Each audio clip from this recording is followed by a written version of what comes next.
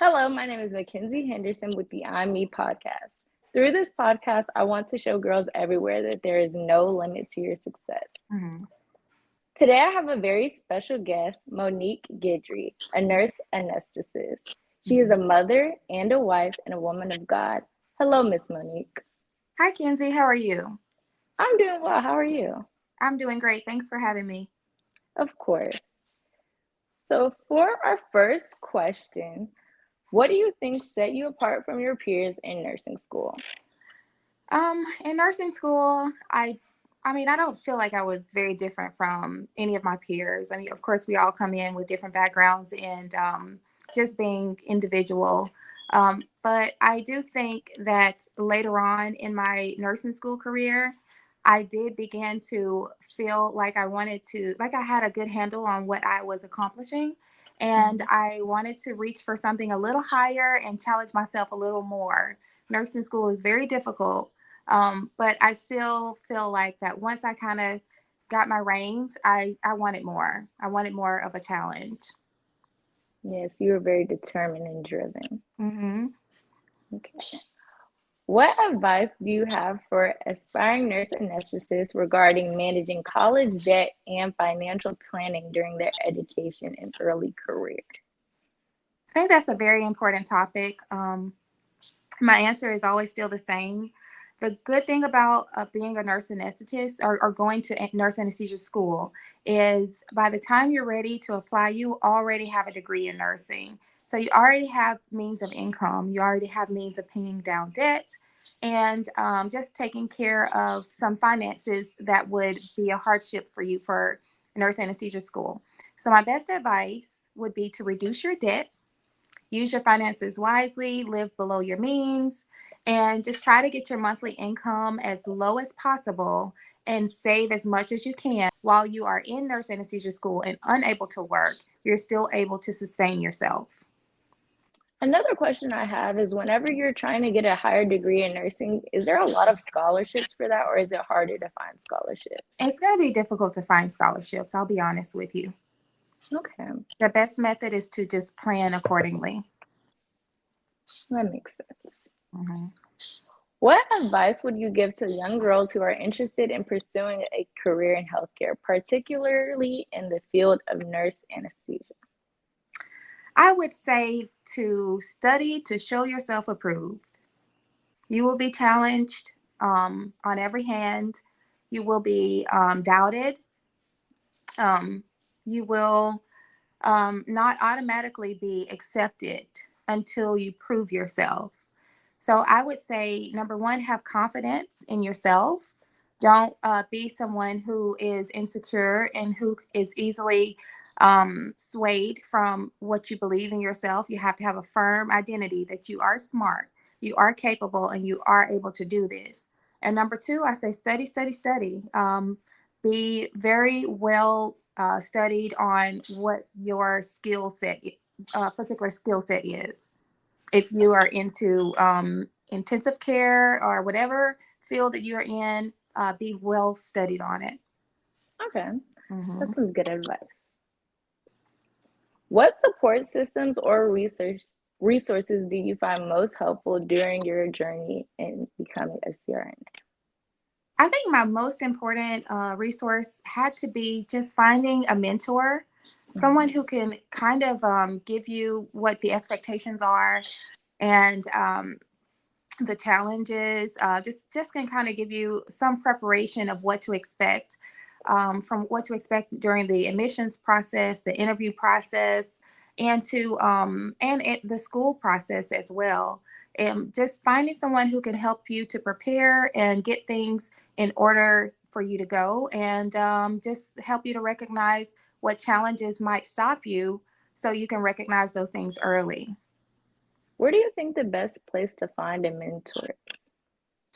I found my mentor on social media.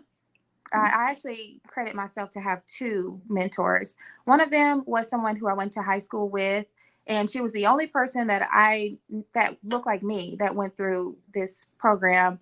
And I reached out to her, and I pulled all the knowledge I could from her. I know she was sick of me, but she became one of my closest friends. Another one I found on social media, just someone willing to share, and someone who can give you some really good advice. Okay, that's really good. How did you stay motivated and focused while balancing academic studies with other responsibilities? Oh gosh, just they say, I know it sounds so cliche, but just understanding your why. I Hmm. knew what reason I went into that, and I knew that it was going to be something difficult. So when the challenges came, those things helped me to stay focused. I knew that this was the only way to get to the end, or the other side, was just going through those difficult moments when it was very hard to stay focused and very hard to stay motivated. There was really no other way except to go through it. Yeah, and sometimes you just have to choose your hard. It can be hard Yes. in school or it can be hard in life. Yes, that's a wealth of wisdom right there. Yes. That's what my mom always tells me. That's really good. Can you share any tips or strategies for effectively managing your time and staying organized during school? Well, I feel like most of us know what we have to do, right? We get these same time management tips, have your schedule, have your planner. Um, and I think the most important tip is to stick to it when it's hard. Yes. Yes, because the tips are out there. Everybody's going to give you the same tips for time management. Working out helps. But I think the most important thing, if you could tell yourself to stick to it, even when you don't feel like it, then that's going to help sustain you, and that's going to help you to get through it. Yes, I agree because everything is going to be difficult. You're always going to have a lot of stuff to do, but got to do it. That's right. What are your long-term career goals in the nursing field? Um, I feel as if I have kind of reached, I'm nearing the top of where I want to be with my goals.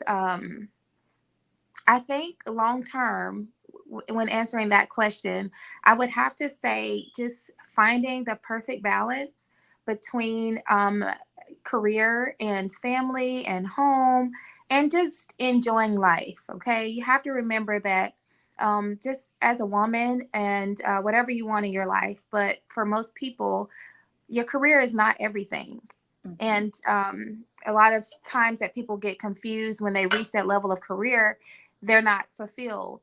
So I think the end goal should always be reach the level you want to in your career, and then spread your time, spread yourself, so that you can actually enjoy every part of your life that you consider important. That's some really good advice because I see a lot of people who focus so much on their career that they have no time for anything else.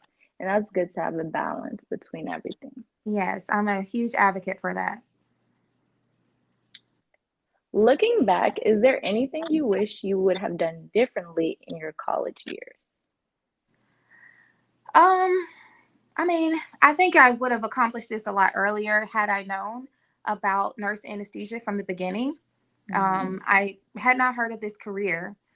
We didn't have the resources back then, like social media, where everybody is sharing. If you've heard the term, this nurse anesthetists have been the best kept secret in healthcare, and that was so true, because I was well into nursing school before I even heard of it. So Definitely. I would say that if I could do anything differently, I probably would have researched and found out about this career earlier, and I could have been on a more fluid path to becoming a CRNA. Okay. Hmm. The next question is, how do you and your spouse navigate the demands of your respective medical careers while also prioritizing family life? I think the biggest part of that is going to be our schedules, just maintaining a balance with our schedule, making sure that his schedule is not conflicting too much with mine. So, my husband is, we would say he has the more primary career out of us Hmm. two.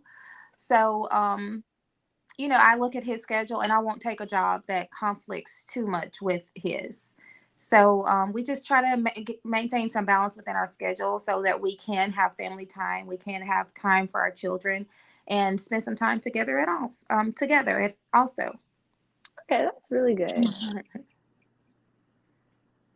Well, before I ask this question, do you consider yourself a content creator? I consider myself. I'm a creative. Yes, I consider myself a content creator. Okay, so You're gonna as make a me say it.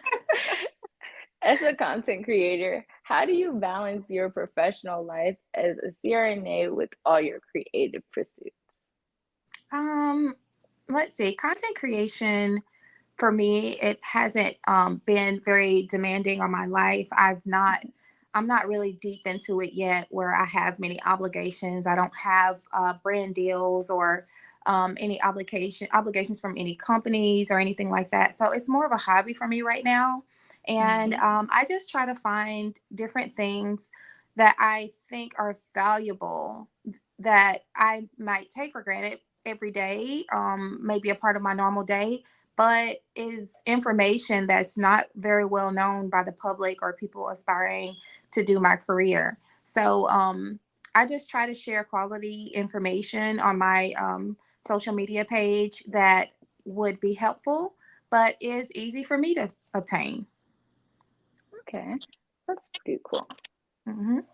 For our next segment, it's called Questions from the Girls, and it's questions that different girls have asked, and they're questions that we can both answer. So they may be asking for advice or tips for everyday life.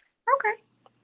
So the first question is, how do you manage the pressure of social media and comparing yourself to others? I'll let you answer first. Well, I don't really. I think it's kind of embedded into my personality. I'm not a person who compares myself to others. Mhm. I'm either inspired by you or I'm not. Yeah, So, I when I'm inspired by someone, I don't tend to compare myself. If I aspire to have something that they have or that they've accomplished, then I just set a goal for myself to achieve that. So I just think that it's not very healthy. It's not really much room for you to compare yourself to others. If you want something that they have, just go after it and believe in yourself that you too can have it. I think it's I think it's actually evident that someone else has it is evidence that you can have it. exactly. I agree with you. And I think it's more of a mindset thing. Whenever you have the mindset that you can do it too, anybody doing good is not going to get in the way of how you feel about yourself. That's So right. you should either take a break if you find yourself comparing yourself to others or just unfollow them, honestly, because that's not healthy. That's good advice. The next question is, what are ways I can remember to keep God first when having a hectic schedule? Hmm. Well, if you think about the first thing that you do in the morning and when you open your eyes, it said put him first. Then you Mhm. don't have enough time for distractions to get in the way. You don't have time for things to happen and tell you that you don't have time. You'll do it in a minute. Before you even get yourself out of bed, when you first open your eyes, try to have the mind of thinking of him, whether it's thank you or just having a moment of just worship and just praise, just whispering words to him. But if you just kind of think about the first thing that you do in your day is to give it to him, then I think you'll have a better chance of keeping him in your schedule. That's very true. And even before you go to bed, it's just read your Bible. It's not something that you have to devote a lot of time to. You can even say it in your head or write it in your notes. I know everybody's on their phone all the time. So you can just write in your notes, God, thank you for giving me this, or just say it in your head because it doesn't take a lot of time. It doesn't take a lot of time. You're right. The next question is, how can you stay focused on your goals despite challenges or plans changing? Um, it depends. I mean, I think that's situational. Some things change that are beyond your control, and some things that change are bigger than your goals. So, just maintaining what your goals are and asking yourself, whatever this plan or this challenge that comes about, is it more important than your goals? Of course, something that has to do with health or, your parents or something that's very important to you, then your goals might need to kind of take a halt. I think that's good balance.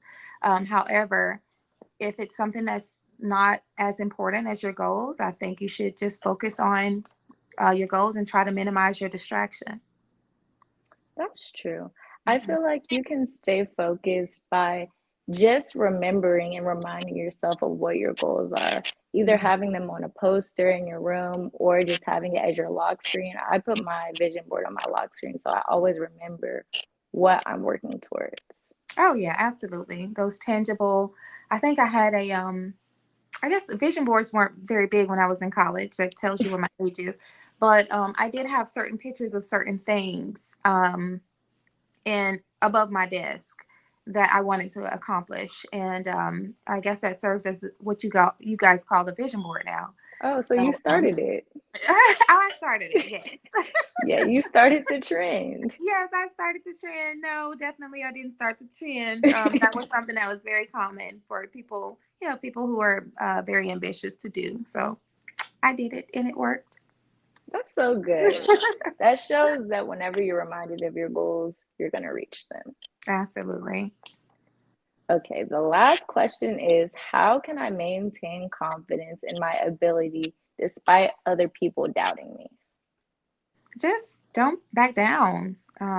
Remind yourself who you are, and know that you are approved, and know that there will be doubters, and be prepared for them when they come, so that you're not shocked or taken back or just redefined by what they say. There will be many doubters, especially if you are female and if you're a part of any other minority. Mm. Then there will definitely be doubters. There'll be people who will feel that you don't deserve to be in the space. So you have to be prepared that it's not might happen, it will happen, and just have a clear definition of who you are, and don't be convinced of anything else. I remember you posted a TikTok. It was like whenever people say that my goals are too big. Hmm. And that is absolutely true because nobody can really tell you that your goals are too big. How No. are you going to let somebody else dictate what you can do? So Yeah. just show them it's Yes. not too big, but don't let that be your motivator, your only motivation to prove them wrong. Oh Actually yeah. want to do it. Yes, because they will have gone on and completely forgot about you. And if you're Hmm. trying to still prove them wrong, and they don't even Yeah, pay you any mind, they're already trying to discourage somebody else already. right. So so yes, actually want to do it for yourself and not just to prove someone else wrong. I think that's an important point. And you want to Yeah. do it out of a place of love, not you don't want to accomplish your goals out of a place of negativity, because it will show up. It will show up in how you practice and what you Hmm. do, and you don't want that to be a part of you.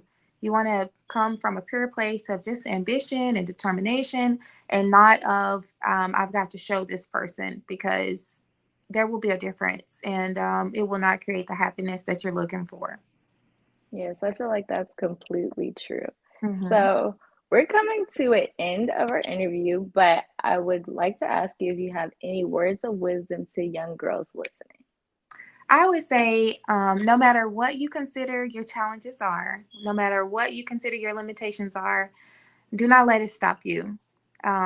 Your age, your race, your background, who your parents are, where you grew up, none of those Mhm. things can stop you from accomplishing your goals. You can do whatever you want to do, and whatever you have the desire to do, go after it. And do not think that anything is too big. We need you guys. Our generation is dependent on your generation, and we need you guys to think big, and we need you guys to be doing big things. So, yeah. Thank you. That was very inspiring. Thank you Mhm. for sitting down to have this conversation with me. I hope you have an amazing day. You're so sweet. Thank you so much.